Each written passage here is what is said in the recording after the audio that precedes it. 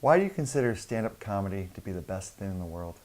There's lots of things I like about it. I like that you get to tell the truth. There's a lot of most places in society that's not okay, and stand-up comedy is one of the few places where it's rewarded or a good thing.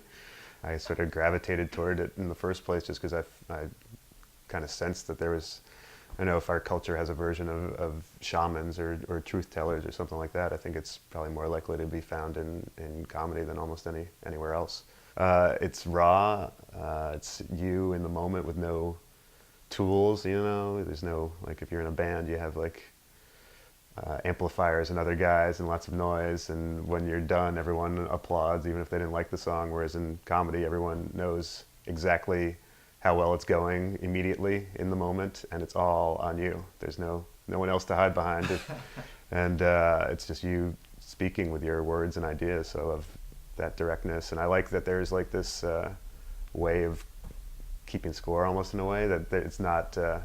A lot of art is very subjective. Like, is a painting great or not? You know, sort of like people can argue forever about it. But like comedy, I think more so than other things, you kind of know if it's working because you're trying to generate this primal response from people, which is laughter, and it's involuntary. And when you hit it, you know it's right. Which is another reason. Like, I really dislike when comedians go for applause because it's easy to get people to applaud. You just say like, I just got engaged, or or whatever. It's, there's lots of pandering things you can say, and people are like, oh, I like that, I applaud, and there's a choice involved with applause. But laughter, there's no choice. You just get it out of a person in this involuntary way, which I think is kind of beautiful.